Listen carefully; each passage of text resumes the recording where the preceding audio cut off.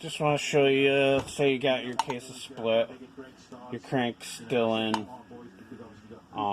the left half case, and you don't have a puller or whatever, or a pusher, or case splitter to push it out.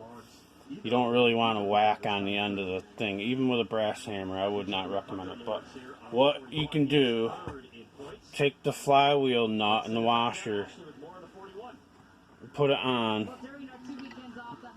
flywheel nut and washer, then use a 17mm deep well socket, and you can tunk it off. But I got this thing, it came with a puller, kind of nice. Put that on there, and then take my hammer.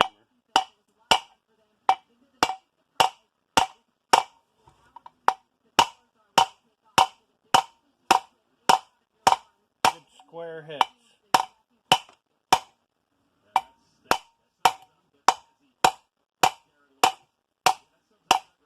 Not hitting it that hard. It's coming. There it goes. And you can take that off.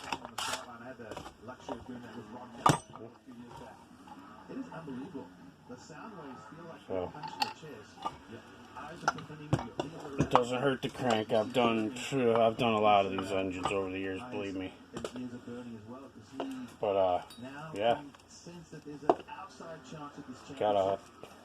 I do have a tool for these, so that was one of the best things I ever bought, because I used to use a pickle fork, some some chisels, screwdrivers, working around. You can get them off that way, but you got to be careful because it mars it up a little bit, but it's still okay to use. But the tool for popping them off is like really nice, so not worried about that. Good crank. Guys, have a good one.